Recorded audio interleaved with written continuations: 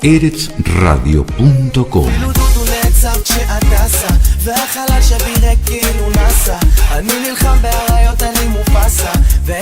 Gen latino, gen israelí. Una mezcla perfecta. Eretz Radio. Desde Rishon LeZion, Israel, transmite las 24 horas por fibra óptica. eretzradio.com.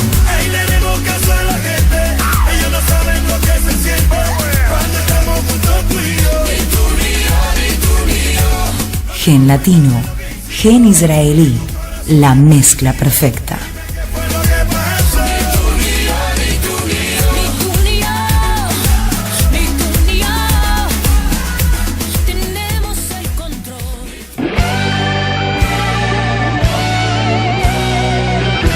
Aquí comienza Cambalache. Que el mundo fue y será una porquería, ya lo sé. En el 506 y en el 2000 también.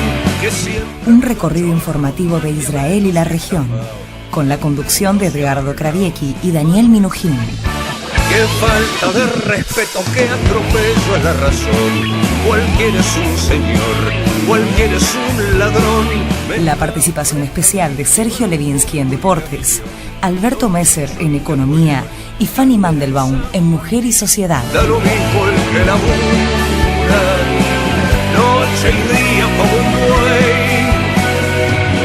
El que vive de los otros, que el que mata, que el que cura, o está fuera de la ley. El que vive de las minas, que el que afana, que el que cura, o está... Cambalache. ¿Qué tal? Muy buen día, Edgardo. Muy buenos días a todos en todo el planeta, en México, en Estados Unidos, en Argentina, en Paraguay, en Ecuador, en México. México ya lo dije, ¿no? Bueno, sí. No importa. Valga la redundancia. Hola, buenos días a todos. Estamos aquí nuevamente en Cambalache con toda la información y el tema del día. Sí, el tema del día es ¿Estado binacional o dos estados? Edgardo, Donald Trump en febrero pasado, cuando, si bien recordás, se reunió con Netanyahu en Estados Unidos, dijo, un estado, dos estados, que sea lo que las partes decidan. ¿Qué opinás de esto? Mirá, a mediados de febrero pasado, el zigzag del entonces flamante presidente, hoy ya no se podría decir que es tan flamante, Donald Trump, en estas declaraciones entre un estado binacional y la forma de los dos estados, que es entre lo que uno se está dirimiendo, es el gran tema del proceso de paz entre israelíes y palestinos, como receta para llegar a esa paz. Es decir, hay quienes sostienen que ya se murió la idea de los dos estados y que hasta por antonomasia se va a un estado binacional, y hay quienes creen que la única solución son los dos estados, y eso es un poco lo que intentamos hoy, esta mañana, analizar un poco más a fondo aquí en Cambalache, porque en sus declaraciones durante la primera de las cumbres que mantuvo Benjamin Netanyahu este año con Trump, ya tuvieron 3, embarraron un poco el campo de juego regional más de lo que ya estaba. Ahora, ¿crees que Trump no tiene muy claro lo que quiere en Medio Oriente en cuanto, obviamente, a la paz entre israelíes y palestinos? Primero, hay que decir que no lo tiene entre sus prioridades, más que no lo tiene tan claro.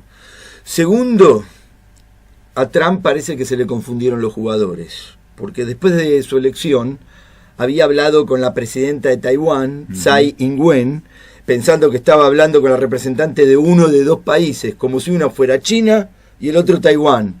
Y los chinos se le vinieron encima, se les salieron de la vaina.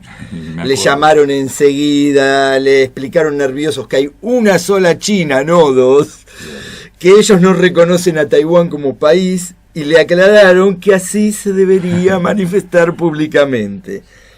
Enseguida, tras cartón, Trump salió a decir públicamente que se había equivocado, que en efecto hay una sola China, la Gran China.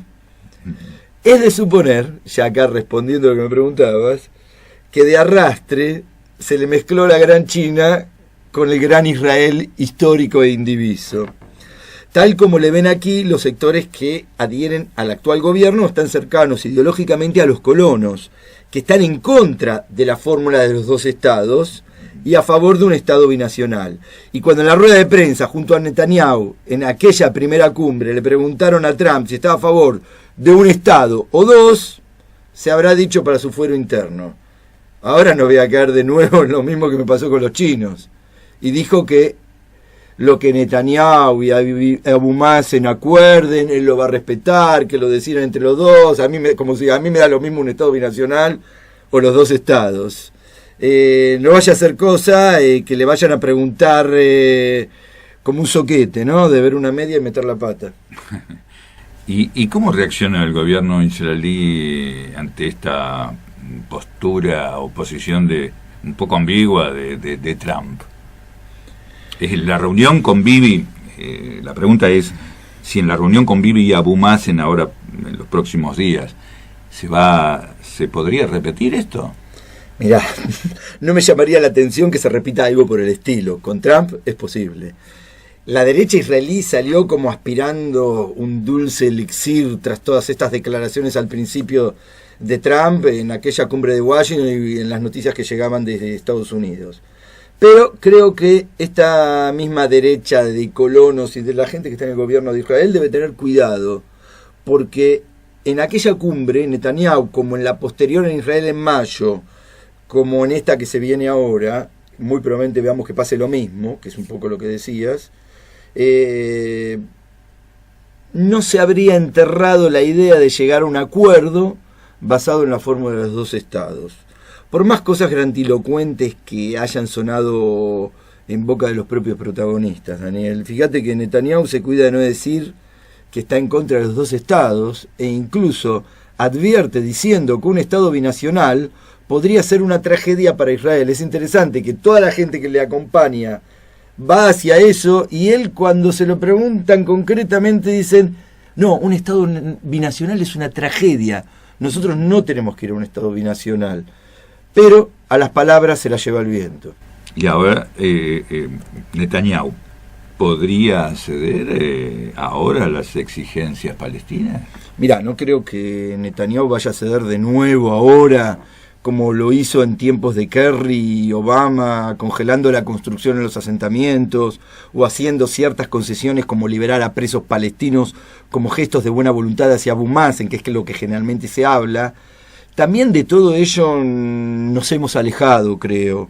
Aunque ahora haya llegado el embajador de Donald Trump, David Friedman, embanderado ya previamente con la idea de un estado binacional, contrario hasta el momento de haber sido designado embajador en Israel al levantamiento de un estado palestino. Él está en contra del estado palestino, y que hasta su designación también había sido un férreo opositor a la fórmula de los dos estados. Uh-huh. Y ahora, ¿qué nos quiere decir Trump cuando dice que los palestinos están dispuestos a reconocer el derecho a la existencia de Israel? Mira, cuando Trump habla del reconocimiento palestino-Israel sin poner el énfasis, como lo hace y como lo quiere escuchar Netanyahu, en la característica de Israel como Estado judío, lo que está demostrando es más una falta de conocimiento profundo de la problemática del conflicto entre israelíes y palestinos. Los palestinos de la ANP ya reconocieron el derecho a la existencia de Israel, y lo siguen diciendo cuando dicen que están dispuestos a negociar y que reconocen Israel y que están hablando de un Estado palestino junto a Israel. Pero no lo hicieron con el matiz que le exige Netanyahu, de que reconozcan explícitamente que se trata de un Estado judío. Uh-huh. Parece un juego dialéctico. Sí, sí. Ahora, Trump ya empezó a entender de que va la cosa entre los unos y los otros en este lado del mundo, pregunto. Creo que no lo trata de entender a fondo, más de haber empezado a entender, porque tampoco es lo que más le interesa. Nuevamente, lo que decíamos antes de que no está entre sus prioridades.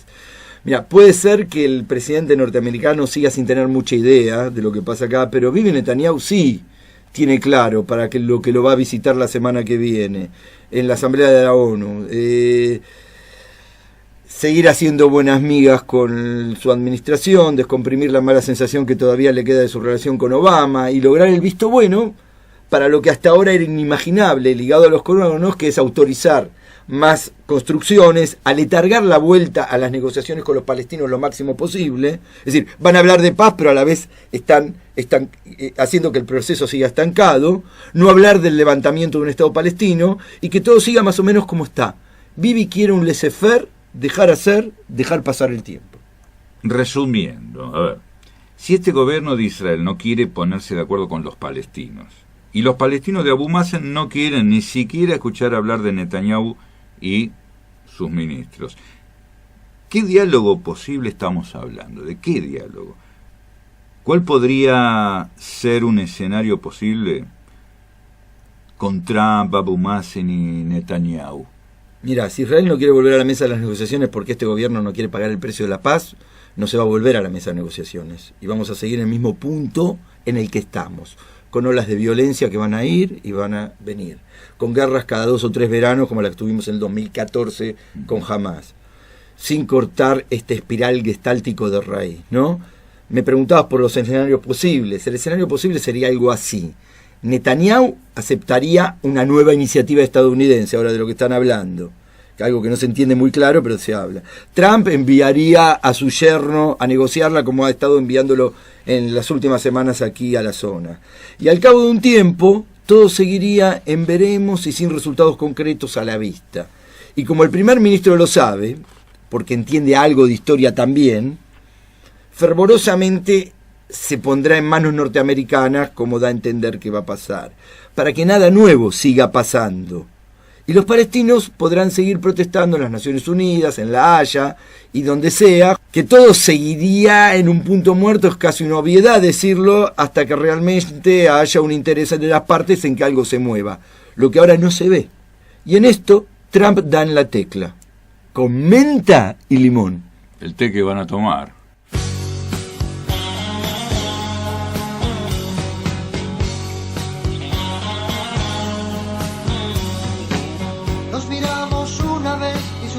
Enseguida qué pasaba.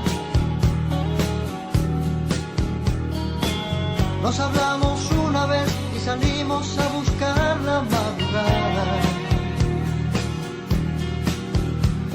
El vino fue un cómplice para toda aquella fiesta de palabras.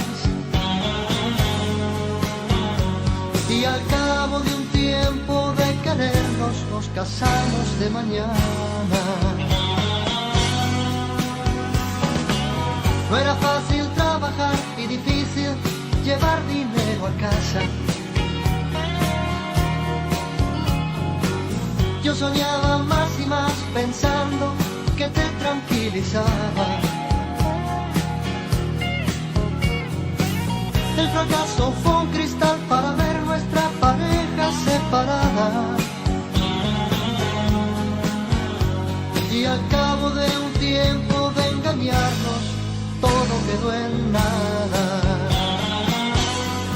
Y espero despierto la mañana, fumándome el tiempo en la cama, llenando el espacio con tu cara, canela y carbón. Mis manos son hielo sin tu espalda, mi frente el infierno sin tu calma, mis ojos la pena, la mirada, menta y limón.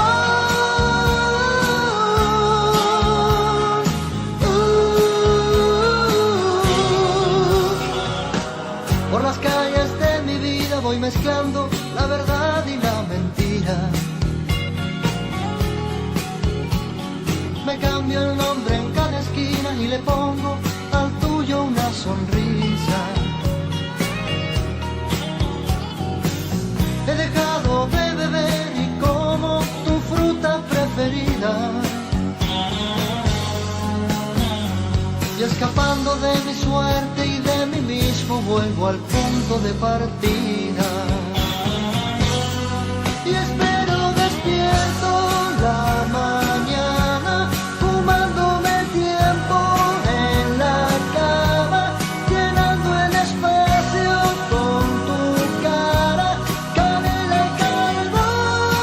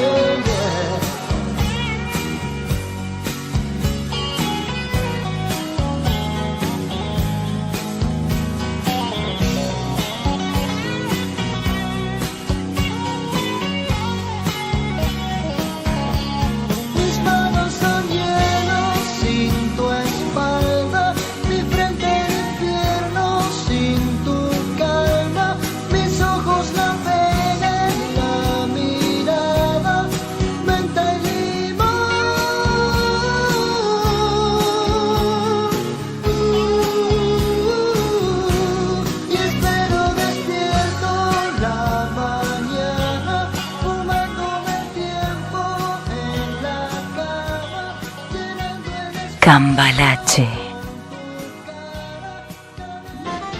Cambalache, un puente informativo entre la cultura de Israel y el mundo de habla hispana.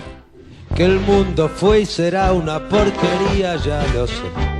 En el 510 y en el 2000 también, que siempre ha habido chorros, maquiavelos y estafados, contentos y amargados, valores y doble, pero que el siglo XX es un despliegue de maldad insolente, ya no hay quien lo niegue. Vivimos revolcados en un merengue y en un mismo lodo todos manoseados. Estamos aquí con Diego Sireta Berkovich. ¿Cómo estás? Muy bien, muy bien. Primero que nada, ante todo, quiero darle las bienvenidas como radio y desearle suerte. Realmente hace falta una radio latina, un medio de comunicación latino. La radio es israelí. Radio latina israelí. En castellano. Latina israelí. Como le gusta a Daniel decir. Seguro, nosotros somos... Gen israelí, gen israelí es latino. Y bueno, Diego es rosarino, pero se crió en Córdoba, capital. Sí. ¿Hasta qué edad viviste en Córdoba? Yo hasta quedé primero en Rosario. Ah, yo creí que te llevaron de bebé. A los 10 días. Ah. Mi madre, mi familia es de Rosario, de Barrio Parque, por lo tanto heredé mi leprosidad, soy de Newell's Old Boys, el único cordobés, supongo, de Newell's Old Boys. Y bueno, vivían en Córdoba, estudiaban en Córdoba mis padres y me fue a tener a Rosario. Y ahí en la calle Viamonte 3054, donde vivían mis abuelos, bueno, nací en una clínica, pero... ¿Sos más cordobés que rosarino? Sí. Pese a que iba casi todos los fines de semana a Rosario. ¿Por la lepra? No. Le comentamos a la gente que los leprosos en Rosario son los de Newell's Old Boys. Los hinchas de Newell's Boys. Y soy de Talleres, de Córdoba. Contanos de tu origen judío italiano, el Sireta. Judío italiano. Sireta, bueno, Sireta Berkovich. Berkovich, bueno, vienen de hay Rusia, muchos, Rumania. Sí. Y la familia Sireta, que es algo que yo me puse a investigar acá, porque pensaba que era solamente italiano, un apellido goy. Bueno, hay una variedad de Sireta, Sirota y otros similares. Y bueno, investigando, yendo al Museo de la Diáspora, salió que hay antecedentes judíos de la familia, del apellido nuestro italiano. ¿Y tienen que ver con los salidos de España? Tiene que ver, no, Askenazí, son Askenazí. Sí. Ahora, decime, en Córdoba, desde muy joven militaste en la Liga por los Derechos Humanos, que estaba ligada al Partido Comunista, ¿no? Bueno, en la práctica sí, formalmente no. ¿Cómo es eso? Todos mis compañeros mayoritariamente eran del Partido Comunista. Yo me acerco a la Liga de Derechos Humanos a través de un compañero de estudio mío, que tuvo un hermano que había estado secuestrado. Y yo no estaba enterado de la otra Argentina, si bien era mi familia muy democrática, pero no era una familia de militantes, se puede decir, ¿sí? Entonces era una realidad que yo desconocía a los 14 años, 13 años, y después de un año que me sondeó mi amigo de ir a la casa y dormir y él venir a casa, digamos, esos amigos que hay allá en Argentina, me confesó ese secreto, que ellos, toda la familia venían de abuelos de Rusia, que habían estado con Lenin en la Revolución Rusa, y eran todos comunistas ya en forma hereditaria. Y también judío, y bueno, y empezamos a hacer algunas actividades con la Liga, y yo me incorporé enseguida bien activamente a la Liga de Derechos Humanos. ¿Y eso te llevó a Nicaragua en el 83? Eso me llevó a descubrir una realidad de los desaparecidos primero y de la gente liberada, que es algo que no se habla mucho. La gente que iba durante la dictadura, esto fue en el 78-79, los problemas que iban teniendo la gente que iban liberando, que primero las blanqueaban, estaban a disposición del Poder Ejecutivo y después salían, que seguían siendo víctimas del terror estatal, es decir, conseguían trabajo, iban los servicios de inteligencia a los lugares y le decían, usted está contratando terroristas, échelo, y muchos se iban del país, ¿sí? Yo le hice una entrevista, estuve un día charlando mucho tiempo con Graciela Geuna, que es una de las 4 únicas sobrevivientes de la Perla. En Córdoba. Sí, sí. Y bueno, es todo un tema, no solamente en Córdoba, sino en toda la Argentina, lo que fue Sí. la dictadura militar y las secuelas que dejó en la sociedad. En Córdoba tenemos el triste honor de haber estado bajo las órdenes de uno de los exponentes más grandes, que es Luciano Benjamín Menéndez, que él públicamente decía que era una lucha contra los judíos y la sinarquía comunista, o sea, comunistas y judíos eran su objetivo liquidar. Públicamente, en cualquier acto de gobierno, él fue gobernador, era el jefe del tercer cuerpo de ejército. Es decir, era el fascismo a su máxima expresión, a tal punto que yo acá saludo, desde acá que viven en Israel, a Nora y Beatriz Herchunov, hijas de un gran dirigente de la Liga, abogado de derechos humanos, que él estuvo secuestrado y era presa, lo tenía Benjamín Menéndez en su casa, en el sótano de su casa, y era presa de tortura privada de él. Así que un homenaje también. De ahí venimos. De ahí venimos, sí. ¿Estuviste en Nicaragua en el 83? ¿Cuánto tiempo? Bueno, me incorporo a la Federación Juvenil Comunista, que le decimos FED en Argentina, y empiezo a armar el sector, que estaba todo destruido, el sector secundario, después en la universidad. Se da un proceso de cambio dentro del partido, donde el partido había tenido posiciones realmente reformistas con respecto a la dictadura. Se había hecho un análisis que llevó a entender al Partido Comunista que Videla no era de todo malo, ¿no? Y bueno, toda la parte juvenil reaccionó después de un tiempo cuando vieron lo que era. En momentos de la clandestinidad es muy difícil las discusiones políticas y está esa cosa en la izquierda que a lo mejor la gente de izquierda no es religiosa, pero no es verdad. Cambian a Dios o a un Dios y una estructura por otra, o Dios, que es el partido, o una ideología, y no cuestiona mucho. Nosotros empezamos a cuestionar y cambiamos la dirección del PC, y ahí da un giro a la izquierda, y parte de ese giro a la izquierda hace que la nueva dirección del Partido Comunista dice, bueno, acá estamos, ya estaba Alfonsín en el gobierno, decía, habíamos recuperado la democracia, y el Partido Comunista dijo, si hay un nuevo golpe de Estado, porque analizaba el tema de los caras pintadas, que podía haber una revuelta nuevamente, esta vez vamos a enfrentarnos militarmente a los militares. Y toda la militancia, con lo que tengamos, va a salir y va a pelear contra los militares. Y ahí mandan a muchos cientos de militantes a formarse política militarmente en países. Yo caí a Nicaragua, otros fueron a Cuba, a la Unión Soviética. Es decir, que en vez de ir al kibutz, fuiste a la Revolución Sandinista. A la Revolución Sandinista. Y cortábamos café y estudiábamos experiencias de distintos procesos revolucionarios. Y hablando de procesos, no tan revolucionarios, pero sí quizás revolucionario en lo personal para vos, ¿cómo fue que desde ese Partido Comunista, desde esa FEDE, llegaste en el 99 a Israel? Ahí está. Bueno, yo antes tengo que decir algo. La primera pintada que hice, que es... ¿Que no fue un graffiti? Fue un graffiti, una pintada. Era no al envío de tropas al Sinaí. Hasta hoy yo no sé qué significa eso, porque no me puse a estudiar qué pasó en esa época, no he tenido tiempo. Mi vida es muy intensa en Israel. Y bueno, pero ya desde el partido nos hacían tomar posición sobre las cosas que pasaban acá. En realidad era medio desubicada la gente, ahora yo analizo, ¿qué podría haber entendido un obrero de la Fiat de una pintada así, ¿no? Pero bueno, eso son cosas que uno va aprendiendo. Y precisamente sionistas no eran, por eso es interesante que hayas decidido venir a Israel. Sionistas no éramos, se da todo un proceso a la vuelta mía de Nicaragua, yo analizo y creo que mucha gente que fue conmigo, no fuimos del Partido Comunista, nos fuimos, y es un dolor y yo lo quiero mucho y tengo mis mejores amigos están allá todavía, discutimos muchísimo, pero yo consideré que ese partido nunca iba a poder hacer un cambio realmente, si no era parte de otra cosa más nacional, más popular. No estaban los Kirchner en esa época, bueno, yo no veía ninguna posibilidad de nada nuevo. Hice una experiencia dentro del peronismo de base, que era un grupo que venía también de la izquierda peronista.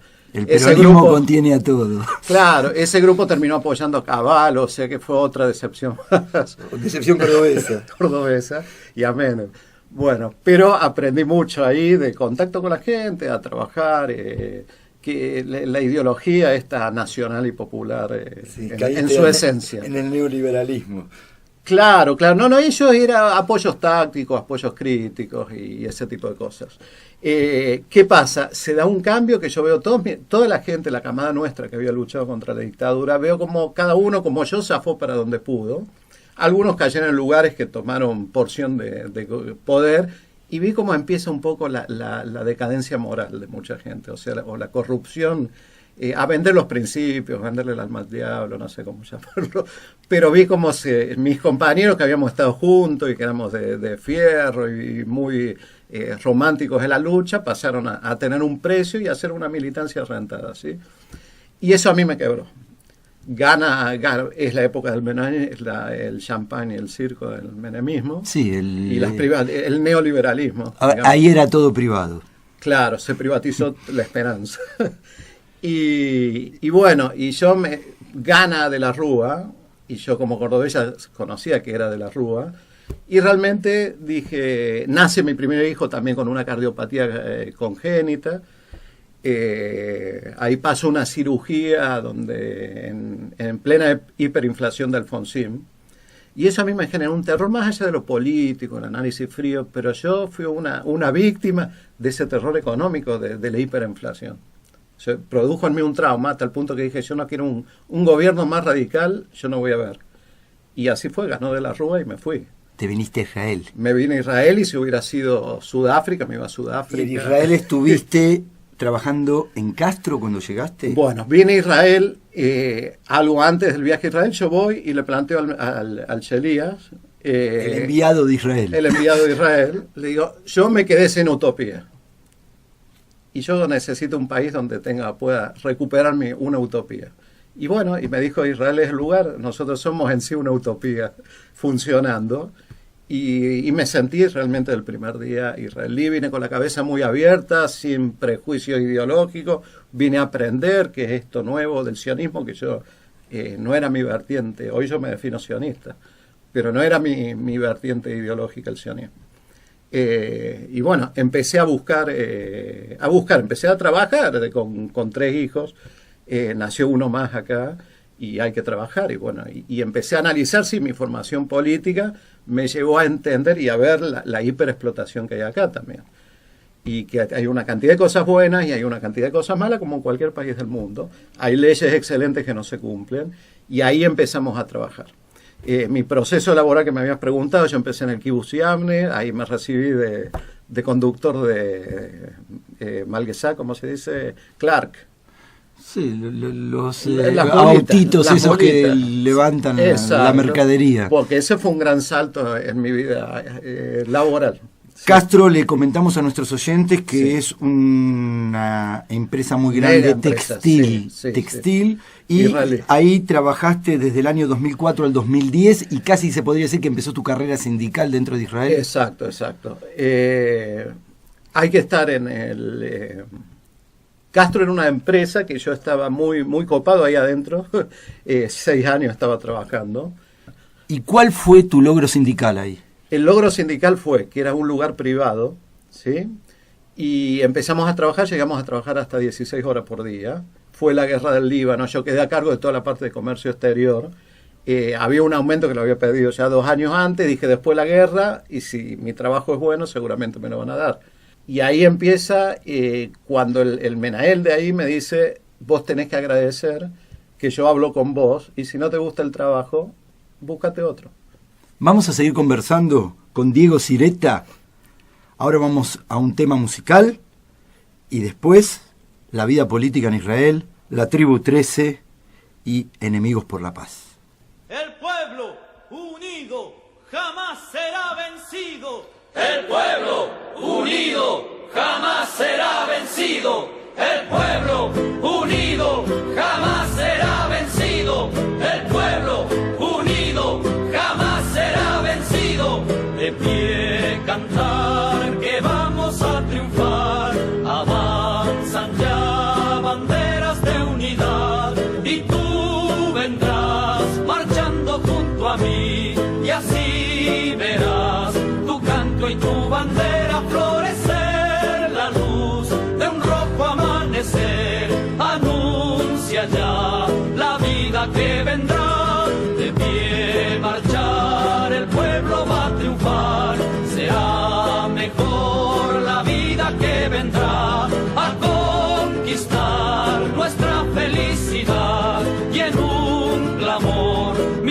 voces de combate se alzarán, dirá, canción de libertad, con decisión la patria vencerá.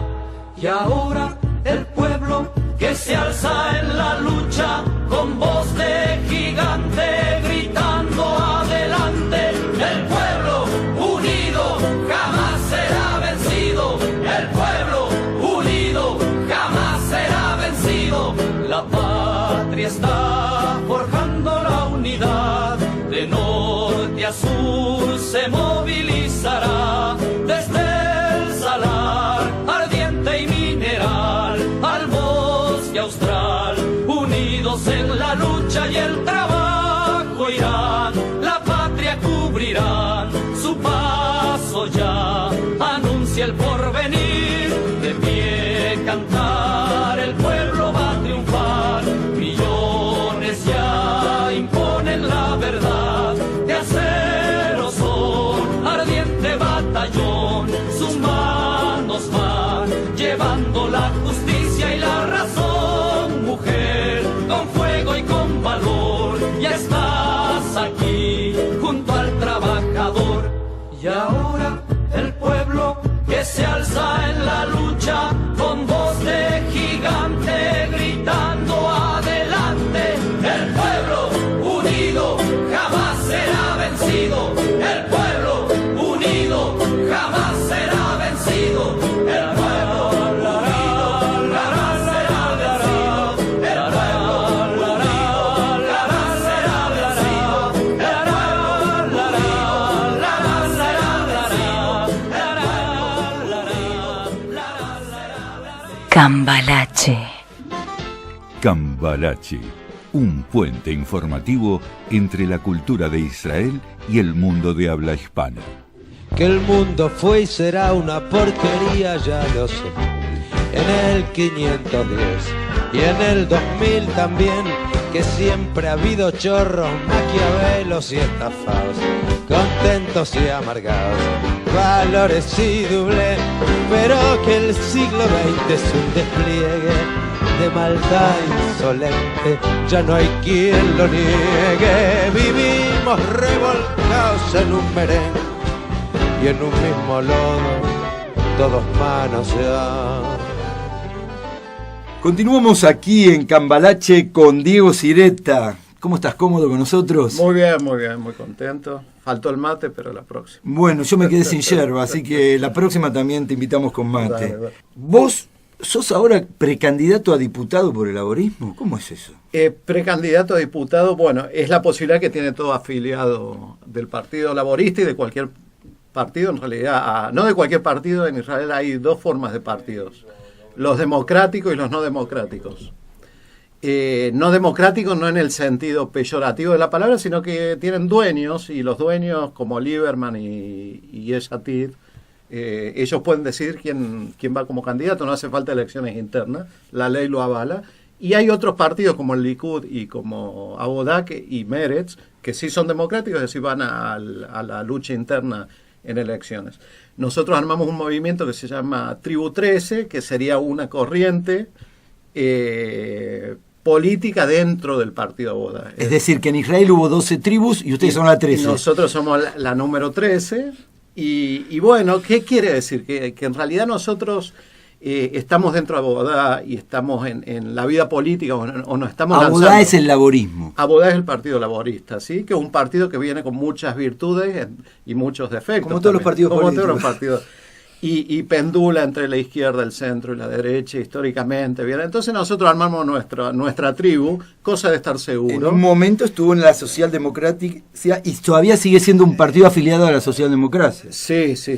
Y a la Por más que ahora tenga un líder que hace un año era ministro de Netanyahu. Sí, son las cosas está el realismo mágico latinoamericano, nosotros tenemos el realismo mágico israelí. ¿Y vos estás en el campo de Amir Pérez? Mirá, estamos yendo de atrás para adelante. Es una forma de ir. Sí. Yo me inicio con esto que hablamos en el sindicato de la empresa Castro. Pedimos ayuda a la Histadrut, ¿sí? Para que nos ayude la en central obrera. La central obrera, que sería como la CGT, la histórica, está desde antes de la fundación del Estado. no nos da ayuda de ningún tipo porque era una empresa privada y ellos no se querían meter. No eran amigos. No eran amigos, no había sobres bajo la mesa, se ve, entonces sí. no tenían esa experiencia, ese placer. Y bueno, me acerco a la universidad, que ya me había acercado a la Universidad de Tel Aviv para que me expliquen cómo armar el sindicato de la empresa donde trabajaba. Y ahí me vinculó un hijo de argentino, que se llama Itai Svirsi, que había hecho el posgrado en Finlandia, estudiando los modelos sindicales democráticos de países nórdicos. Él me explicó cómo organizar un sindicato, pero ya quedó el contacto y ellos tenían la idea teórica de armar una nueva central obrera totalmente democrática. Y bueno, después de armar el sindicato nuestro, le dije, acá estoy yo, armemos la central obrera que hace falta, con gente. En esa época había una lucha de coffee to go, que eran unos mozos, que la empresa le robaba el tipping, la propina, ¿sí? Entonces se organizaron, armaron su sindicato ahí adentro y entre los dos sindicatos, más la gente de la universidad asesorándoles legalmente, armamos Coas Laudin, que quiere decir Fuerza de los Trabajadores, que es la única central obrera democrática 100% en Israel y que tiene hoy 30.000 afiliados. Ningún dirigente cobraba sueldo por estatuto, ¿eh? ¿Dentro de la Histadrut? De la no, nosotros somos alternativa a la Histadrut. Para nosotros podemos, según la línea interna, digamos, los reglamentos internos, puede un afiliado a Coas Laudin estar dentro de la Histadrut, pero la Histadrut lo prohíbe. Ahora es interesante porque Amir Pérez fue líder de la Histadrut. Amir Pérez fue líder de la Histadrut y bueno, en la época, yo, ¿cuándo lo conozco a Amir? Concretamente, lo conozco a Amir Pérez, a mí no me echan de Castro, en realidad hay un acuerdo ahí por mi despido. Yo tuve un accidente laboral, así termina mi carrera en Castro, ¿sí? Luego de un año de invalidez y 2 operaciones en el pie mío, que estuve totalmente inválido, entro a la empresa Tara. Y ahí en Tara ya había... De lácteos. En ese momento Coca-Cola compra Tara. Bueno, y yo siempre ahí en la liga, primera liga, peleando contra los más grandotes, ¿sí?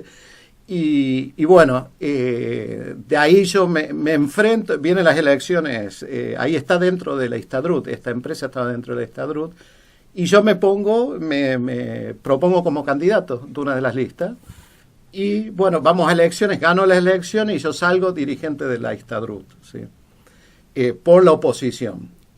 Ofer Einig, que era el antiguo secretario general, no se bancó que yo estuviera y ahí hubo una negociación, por lo cual a mí me echan siendo candidato, habiendo ganado una elección en la empresa, por un lado, y siendo candidato a dirigir el sindicato a los 2 meses de haber ganado la elección nacional. O sea, era lógico que yo iba a ganar y bueno, eso está en juicio ahora contra Tara. Uh-huh. ¿Y vos, como precandidato a diputado por el laborismo, pensás que tenés alguna posibilidad?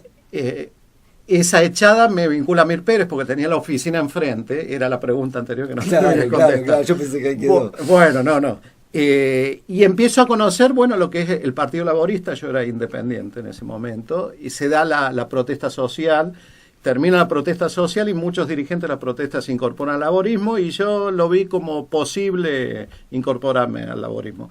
En todo este proceso armamos un movimiento latinoamericano que se llamaba Movimiento Fuerza Latina, que básicamente dábamos asesoramiento a la gente, a los trabajadores latinoamericanos que no conocían las leyes. ¿Y ayudaron a muchos? Ayudamos entre ellos 175 empleados de la Universidad de Ben Gurión, que los habían echado a todos con mayoría, no mayoría, ¿por macartismo ideológico? No, porque terminó el contrato de una empresa de limpieza y echaron a la empresa de limpieza y nosotros organizamos una lucha por la cual los empleados pudieron quedar y vino otra empresa. Esa lucha recibió un premio del Parlamento israelí. Una cuestión meramente laboral. Meramente laboral, tomamos las leyes laborales de la Organización Internacional del Trabajo y dijimos, esta es nuestra propuesta ideológica. Entonces rápido vuelvo a la misma pregunta. ¿Crees que tenés alguna posibilidad como precandidato a diputado? Mira, empezamos a... ¿quién decía? ¿Perón era el que decía? La política es el arte de lo imposible, algo así. No, Clausewitz. ¿No? Bueno, era un paisano. Bueno, mira, yo me baso en la experiencia. Si me hubieras preguntado, ¿vos creés que podés organizar una central obrera en Israel? Te hubiera dicho no. Si me hubieras preguntado, ¿creés que le podés ganar al burócrata máximo de la central obrera israelí? Te hubiera dicho que no, y le gané. Entonces, yo soy optimista por naturaleza. Decime, vos estás con Mohamed, que nos vino a visitar a nosotros, Sí. haciendo encuentros en una serie que se llama Enemigos por la Paz. Contanos acerca de ello. Bueno, esta fue la nueva puerta que se abre porque ideológicamente nosotros siempre en toda organización que yo estuve se hablaba justicia social y paz. Digamos, esas eran las consignas en Israel y en Argentina incluso. Era algo, bueno, a mí se contacta conmigo Mohamed, o nos contactamos, yo voy a verlo, hay un grupo de judíos progresistas que se llama Jotamlat, me invitan a una reunión, yo me vinculo con él y tenemos muy buena química enseguida, amor a primera vista decimos, y quedamos en reunirnos de vuelta y me dijo, ¿vos te animás a venir a Ramallah? Le dije, sí, ningún problema. Bueno, fui a Ramallah y él me atendió ahí, me presentó a todo el grupo. El trabajo, bueno, ya lo comentó acá, en el Comité de Interacción con la Sociedad Israelí. Realmente la entrada a Ramallah, algo que él no pudo contar en la radio porque él está del otro lado, ¿sí? Pero yo entro y en el lobby veo fotos de Jabotinsky, fotos de Katzel Nelson, de frases de Ariel Sharon. Es decir, están compenetrados con la sociedad israelí totalmente. No solamente compenetrados, son frases, por supuesto, que habla del derecho del pueblo árabe, discursos de esta gente que, bueno, muy distinto al discurso de lo que está viendo ahora, ¿no? Dentro del. ¿Y cuál es la idea de Enemigos por la Paz? Concretamente, la idea de Enemigos por la Paz es la siguiente. Con Mohamed nos sentamos a hablar y dijimos, ¿cuál es el objetivo? Yo dije, mira, Mohamed, lo que hagamos nosotros tiene que servir por lo menos para que no haya un muerto más en este conflicto. Si logramos evitar un muerto más, ya es un éxito para nosotros. O sea, ese es nuestro objetivo.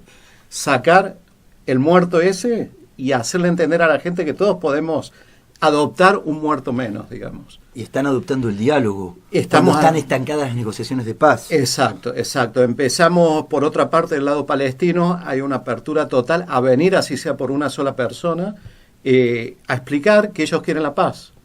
Desde acá escuchamos, no hay partner del otro lado. Ayer tuvimos una reunión donde estuvo la ministra de Cultura, donde estuvo el ministro de la Cámara de Comercio de Cultura Palestina. Sí, no Miri Regev. La ex ministra de Cultura Palestina, un miembro de la Cámara de Comercio palestino, un miembro, el presidente de la comisión, de la Keilah, Comunidad Palestina en Estados Unidos.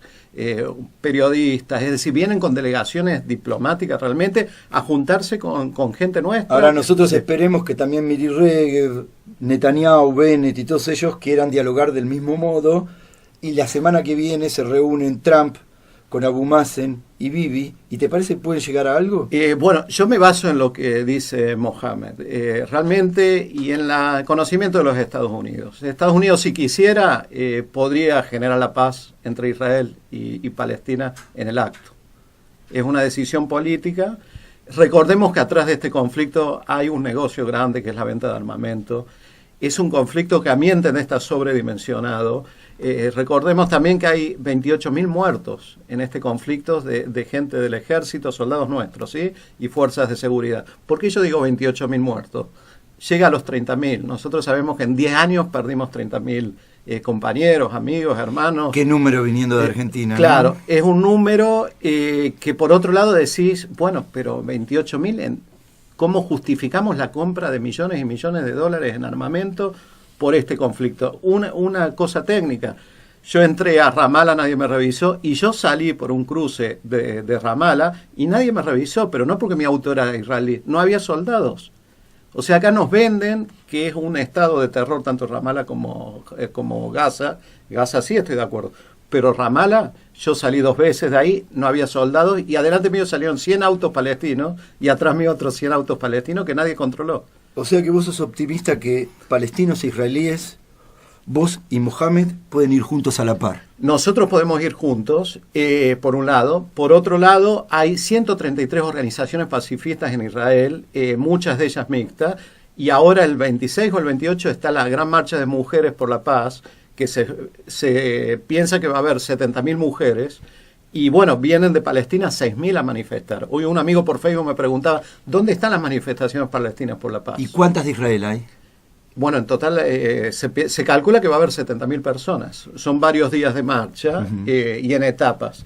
Diego, muchísimas gracias por haber estado con nosotros. Y ahora, juntos a la par, con Papo. Le he pedido tanto a Dios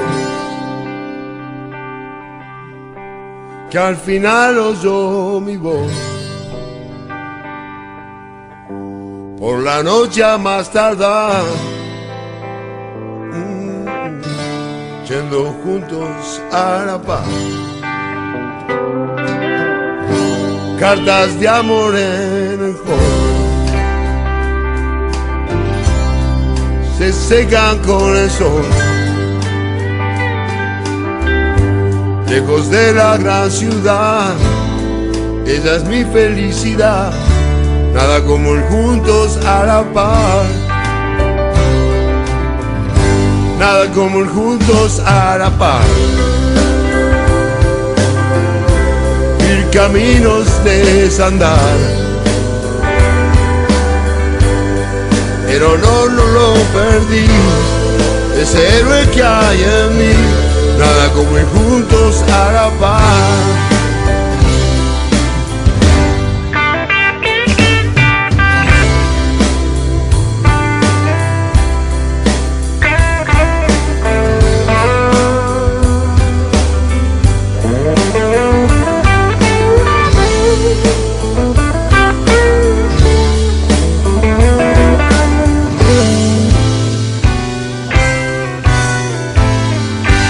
Sé su nombre, sé su edad y sus gustos en la intimidad. Cuando un corazón se entrega y el mañana nunca llega, ¿qué más puedo hacer? Nada como ir juntos a la par. Caminos desandar, pero no lo perdí. Es el héroe que hay en mí. Nada como ir juntos a la par. El honor no lo perdí. Es el héroe que hay en mí. Nada como ir juntos a la par.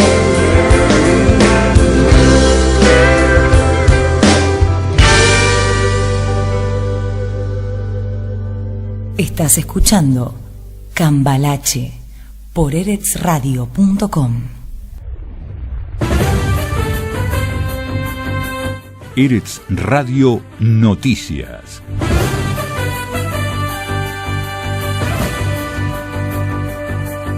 Todo el tiempo informando en tu idioma.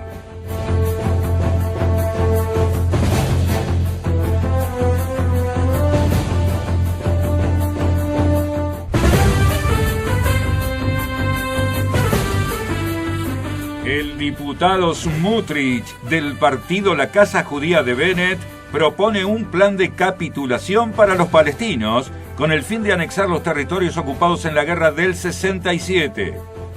Avigdor Lieberman advierte a sirios e iraníes que no intenten atacar el norte de Israel. Hamás dice estar dispuesto a conformar un gobierno de unidad nacional con Al-Fatah. Ataque antisemita. Judíos ortodoxos franceses fueron secuestrados, robados y apaleados.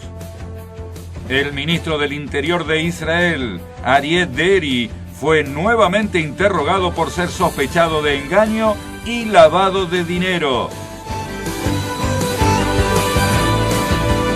El diputado Smotrich del partido La Casa Judía de Bennett propone un plan de capitulación para los palestinos con el fin de anexar a Israel todos los territorios ocupados en la guerra del 67.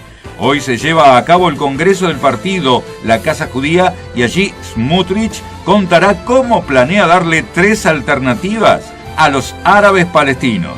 Primero, que emigren a cambio de una compensación económica. Segundo, que acepten la soberanía israelí en toda la margen occidental y vivan como ciudadanos israelíes. Y la tercera, ir a la guerra. Un enfrentamiento en el norte de Israel acabará muy mal para nuestros vecinos, después de que Israel atacara un complejo militar sirio. Según fuentes extranjeras, el ministro de Defensa israelí, Avigdor Lieberman, le sugirió a nuestros vecinos del norte que no inicien un enfrentamiento militar porque va a terminar muy mal para ellos. Al finalizar una reunión de una delegación de Gaza, encabezada por Ismail Haniyeh, con la inteligencia egipcia, Hamás ha informado que está dispuesto a conformar un gobierno de unidad nacional con Al-Fatah para manejar la Autoridad Nacional Palestina, anulando la administración de la Franja de Gaza, que actúa como un gobierno paralelo. Esta película de la unidad entre palestinos, ¿no la hemos ya visto anteriormente? 3 miembros de una conocida familia judía francesa fueron secuestrados, brutalmente golpeados y asaltados el jueves por la noche en su domicilio, en el suburbio de Livry-Gargan, al noreste de París, dijeron el domingo pasado las autoridades francesas. Según el Buró Nacional de Vigilancia contra el Antisemitismo, BNVCA, 3 individuos irrumpieron en la casa de Roger Pinto, el presidente del grupo Siona, que representa a los judíos sefardíes, cortando las rejas de su residencia, llevándose dinero, joyas y tarjetas de crédito. El ministro del Interior de Israel, Aryeh Deri, fue nuevamente interrogado por ser sospechado de engaño y lavado de dinero. En el Centro de Investigaciones Policiales, la AB 433, lo interrogaron esta semana durante 7 horas seguidas sobre donaciones de empresarios a una fundación dirigida por su esposa Yafa para recibir favores políticos.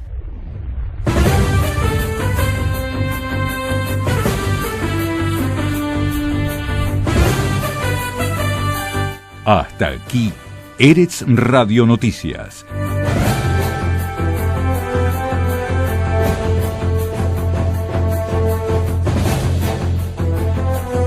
Todo el tiempo informando en tu idioma.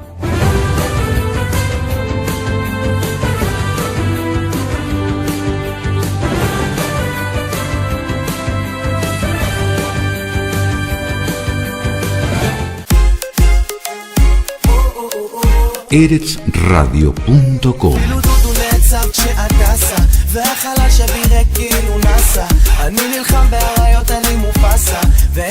Gen latino, gen israelí. Una mezcla perfecta. Eretz Radio. Desde Rishon LeZion, Israel, transmite las 24 horas por fibra óptica. eretzradio.com.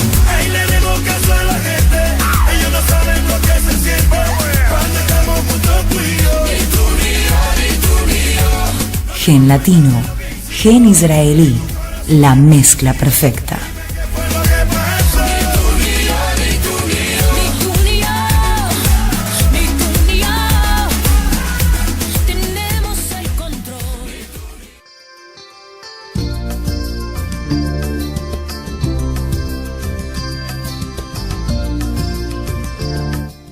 Hoy dicen los diarios.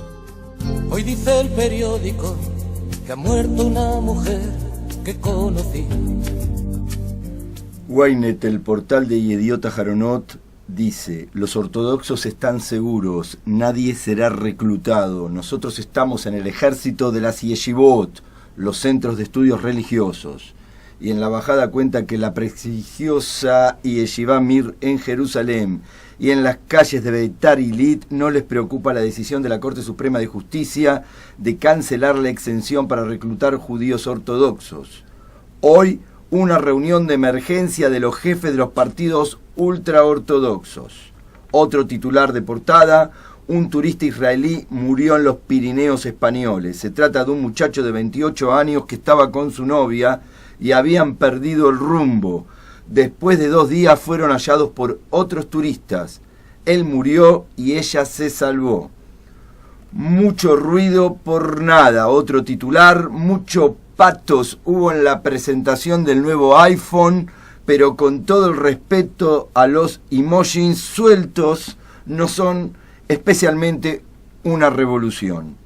Otro titular de tapa del idiota Jaronot: en mis sueños he vuelto a Tzavta, que es un teatro, en 1988, al cumplirse 30 años del primer álbum de Ehud Banai y Los Refugiados. El cantante fue recordado en las estaciones de radio más importantes. Nada, pero nada de Netanyahu en la Argentina. Israel Hayom, que es el diario que responde a Netanyahu, el Bibitón, como lo llaman aquí en Israel, titula también en su principal titular de tapa, y es el único diario que chiquito abajo pone algo de Netanyahu. Decíamos que titula en su principal titular de tapa: tormenta por el reclutamiento de ortodoxos al ejército. El Tribunal Supremo de Justicia está actuando como si fuera el primer ministro. El primer ministro de los ortodoxos, momentáneamente unidos en la coalición, se convierten en rivales de la oposición.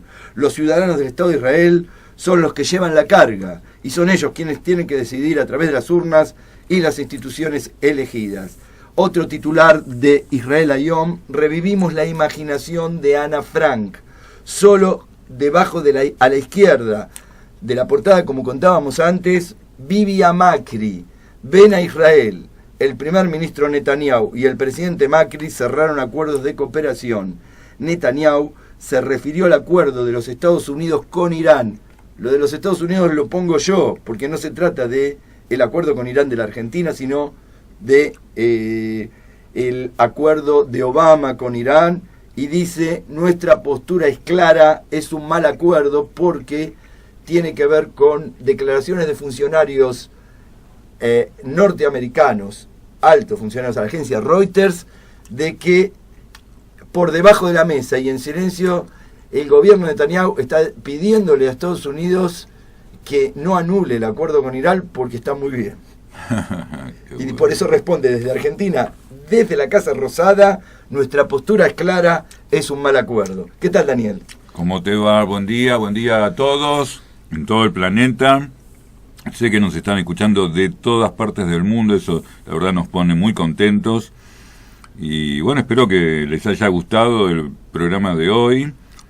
Y bueno, nosotros también con muchas satisfacciones esto de la repercusión que tiene el programa en distintas partes del mundo, realmente, ¿no? Sí, seguimos siempre con las noticias de Israel para todo el mundo, tratando de analizarlas lo más a fondo posible para que tengan una visión real, independiente, periodística de lo que aquí sucede, haciendo escuchar todas las voces. Claro, es decir, no estamos ni convenimos ni convergemos a ninguna posición política, porque nosotros nuestra labor es informar y sí traer de todos los signos, ¿no es cierto? De todas las opiniones. Siempre junto a los oyentes con la verdad. Exactamente. Y cada uno saca sus conclusiones. ¿Seguimos con los diarios? Dale. El Haaretz dice, en su principal titular de etapa, también con el tema de los ortodoxos y que no los van a reclutar en el ejército: cancelar la ley de reclutamiento religioso le permite al bloque de la derecha avanzar sobre una vieja fantasía, una ley que pase por alto al Tribunal Supremo. El sueño más húmedo de Lapid, el líder de Yesh Atid, Gabay, el líder del laborismo, y la izquierda en general, dice el Haaretz, queda sin posibilidades de realización. Tzahal está en el centro del consenso. Y por último hay una nota que habla de Sara Netanyahu, pero no de Sara en Buenos Aires. Es una columna que dice: no lo estoy diciendo en broma, Sara Netanyahu es una justa, en un sentido de que es como una especie de santa. Y por último los vamos a dejar hoy con algo de poesía, porque a este programa hay que ponerle poesía. Es de Roberto Juarros, poeta argentino nacido en Coronel Dorrego en 1925, provincia de Buenos Aires, y dice: callar puede ser una música, una melodía diferente, que se borda con hilos de ausencia sobre el revés de un extraño tejido. La imaginación es la verdadera historia del mundo. La luz presiona hacia abajo, La vida se derrama de pronto por un hilo suelto. Callar puede ser una música o también el vacío, ya que hablar es taparlo, o callar puede ser, tal vez, la música del vacío.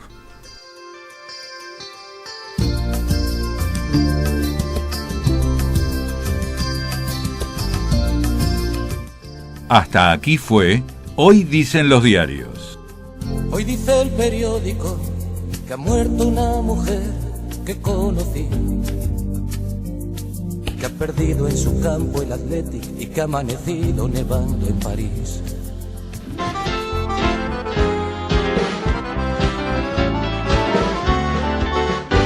Esto ha sido todo por hoy. Que el mundo fue y será una porquería, ya lo sé. Mañana, de 7 a 8, Y en el 2000 también, que siempre nos volveremos a encontrar Maquiavelo si está en Cambalache por eresradio.com. pero que el siglo XX es un despliegue de maldad insolente, ya no hay quien lo niegue. Vivimos revolcados en un merengue y en un mismo lodo todos manoseados. Cambalache.